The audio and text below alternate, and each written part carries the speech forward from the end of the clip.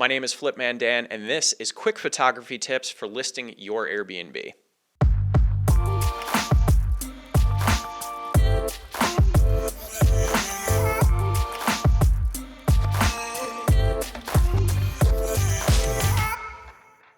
The first thing you're going to want to start out with is preparing your house or condo for taking pictures. Now that means getting it spick and span cleaned by your cleaners as if someone were about to come in for the first booking.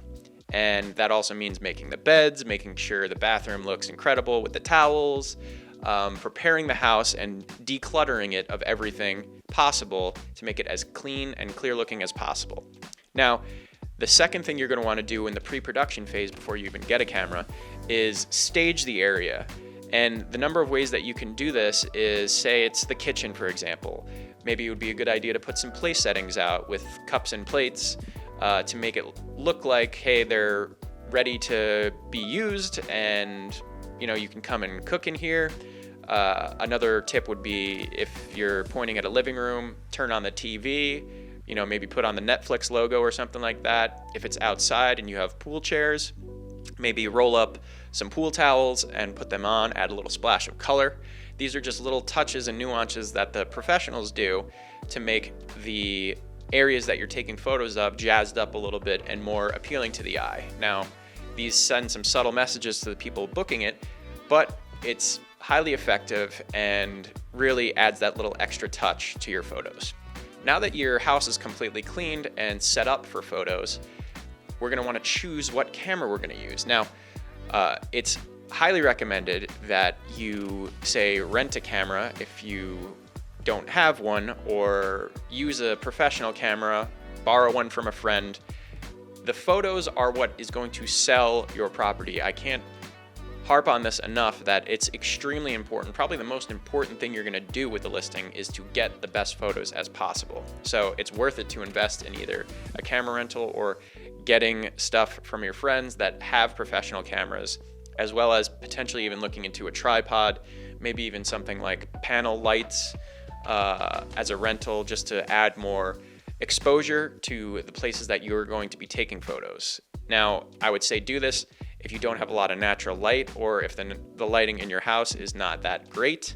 It can't hurt to have more light to bring into your photos. So once you have the camera, now you're going to want to choose the lens.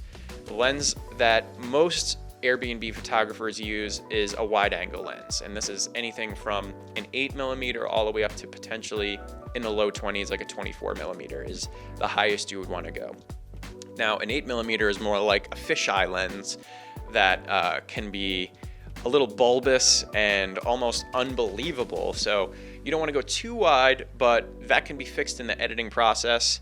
But a wide angle lens is good for showing everything in the room and giving your viewers a general idea of what the space looks like with as little photos as possible. Because remember, we're trying to make the greatest impact in the shortest amount of time. Now, once we have our camera ready, it's time to expose the rooms properly for the photos that we're about to take. So that means opening up the windows, letting as much natural light into the place as possible. You're going to want to take these photos during the day, unless for some reason there is some specific thing that's super cool about your property at night. If people want to see the photos during the day, that's when the best lighting will be. So open up the windows. If you have the same color temperature lights, like your can lights or something like that, if you turn them on and they look blue, then that potentially can, or blue or white, that can potentially match the color temperature of the sun outside. But if you turn on the lights and they look orange or tungsten, you're going to want to steer clear from turning those lights on, because then you're going to get a mix of color temperatures. The lighting from outside is not going to match the lighting inside, and it's going to be difficult to edit the photos to get the right colors of what is happening in your house. Now, once you've opened up the windows, you're going to want to take photos kind of away from the windows looking at your room, because if you point the camera at the window itself, there's going to be an exposure disparity.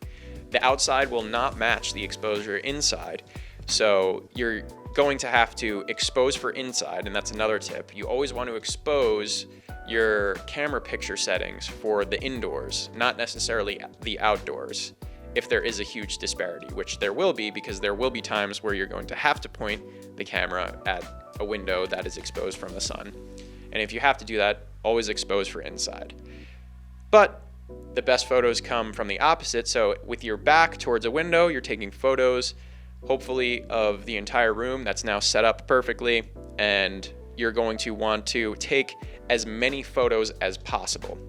So this next tip is take more photos than you'd think you'd need, because if you take one or two, it might not work out for you in post-production when you're culling through the photos and editing them. You always want to take more photos than what you potentially need. That way you have a lot to choose from in the edit process. One thing you might want to keep in mind is potentially ignoring spots that won't serve your booking. So what I'm talking about is you're not going to really be taking photos of the toilet bowls unless it's a golden toilet or something ridiculous like that. You're not going to potentially be like taking photos of a dirty garage. A lot of times people ignore the fronts of their houses in the photography section, unless, again, this is some specific feature of your house that is a selling point of the house. Now, on the flip side of that, you're going to want to highlight what is unique about your property with your photos. So if you have a beautiful view, obviously you're going to want to capture the view. If you're right near a certain tourist spot, you can take photos of that and incorporate that as well. If you have a beautiful pool or certain amenities like a great balcony, you're going to want to get multiple pictures of that. Just think of your listing as what is the most unique part about this and what is the biggest selling point and how can I capture that in photos. So once we've determined what is unique about the property and what we're trying to ignore, we're taking as many photos as possible and we're highlighting the features with multiple pictures, and we're getting pretty much eye-level photos with the majority of the pictures, unless it's something that needs to be highlighted at a closer lower angle. You're going to want to take the photos as if you were going through and touring as a guest for the first time. And this is going to come through on the edit side of the photos once we get into the edit. So after you've taken all the photos, you've taken more than you need at this point, you've exposed for the inside, you've brought in as much light as possible, and now we're in the edit and we're culling through the photos, and what we're doing right now is we're editing the brightness and the colors of the photos. Now you can use a program which there's many different photo editing programs. A lot of the professionals use the Adobe suite with a program like Lightroom, and I personally bring my photos into Lightroom, and you can do this in any editing interface, but what I'm doing is I'm normally bringing up the shadows, so I'm raising the shadow level and I'm bringing down the highlight level to bring the shadows and highlights a little bit closer together, and then I can raise the exposure of the photos overall to get a nice bright photo where both the shadows and the highlights are at a similar level and everything's exposed properly. Now this can come into play if you were potentially taking photos inside and you also see the outside. This way, with this type of edit, you can see everything exposed properly. Now after that, what I'm doing is I'm going through, and a lot of these photos, if you notice, they raise two levels, which I'm going to highlight, called vibrance. Vibrance is just raising kind of the saturation of the colors of the photo, but it's without raising skin tone saturation, if that makes sense. So it makes greens greener and that sort of thing, but it just helps to make your colors pop more. A lot of times Airbnb photographers in the edit will bump up the clarity level. Now this just makes the picture seem clearer, quote unquote. It's kind of like contrast, but it just, if you were to, the best way I could describe this is if you were to take a picture of someone's face and you bumped up the clarity, well, it would bring out all the imperfections in their face, like wrinkles and that sort of thing. It would just make that appear more clear. But we're not taking pictures of people, we're taking pictures of our house. So when we do this, it just makes everything look crisper and cleaner if it is clean. and it just gives the photos a more professional appeal. Now, you also can overdo this very easily. So use the eye test when you're editing these photos, and make sure it's not just like way too saturated or way too bright, dark, way too clear.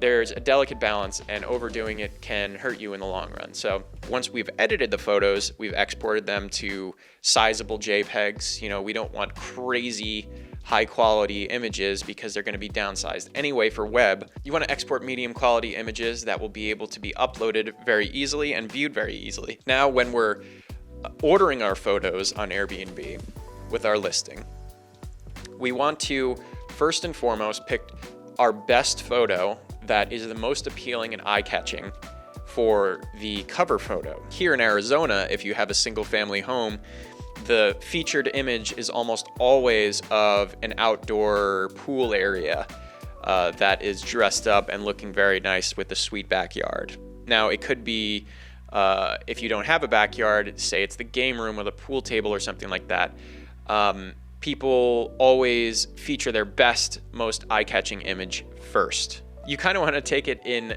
sequential order of what it's like touring your property with the order of your photos. So picture you open the door, where do we go from here? On my Airbnb listing, it goes from the entrance to the kitchen to the living room, and then we're making our way to the dining room. And then from the dining room, once we get through all of the common areas, that's when we go through and highlight the bathrooms and the bedrooms. And just, this is something the same way that if someone were to come over my house, I would give them a tour in the same exact way. You know, take them all through the common areas, show them the bedrooms real quick, and then after the bedrooms, we finish in the backyard. Now, there's a question of, well, how many photos I should post? There's a lot to be said, and there's also a delicate balance in this because a lot of photos is great, but remember, these are potential customers making buying decisions. They don't have all day to cycle through your 300 photos of your property. So there's a delicate balance of, you don't want to show too little, but too much can get the viewer lost before they really want to see the things that are ideal about your property. So I would say around 50 photos is kind of a nice mark. So anything less, 40, even 30 is probably plenty. My property, I believe, is somewhere around 36, 37. And you can really get through a property with 30 images and show something unique in each photo. Once you get above that, you're probably showing redundant angles or multiple angles of the same room, which is fine if there is a lot to see in the properties. Another thing that you can do with the photos, and this comes in the photography taking stage, is highlight things that are features or unique features in multiple pictures. So, for example, I've seen people take photos of a bathroom and there's the LED mirrors, like there's one photo with them on and one photo with them off. This helps with the viewer potentially being like, oh, that's cool, that's unique about the bathroom, because if you just showed them with them on, they might cycle through quickly and not realize that this is a feature of the house. Like there's a couch that turns into a pull-out couch. If it's a nice looking pull-out, take a photo of the couch as is and then show a picture with the pull-out completed and set up. Show these pictures to your friends, your family, other people. Show your listing to other people and get their opinions on what they like, what they don't like, and form your own conclusions about maybe featuring more or less photos or reordering them with how people react to your photos. Because you might have an idea, but really it's the booking audience that makes the final decisions and can tell you what is great about your property and maybe what not to feature as prominently. Obviously, you can get more bang with professional photos on a professional camera, but if you're really in a pinch and you need to post something very quickly, it can be done with an iPhone.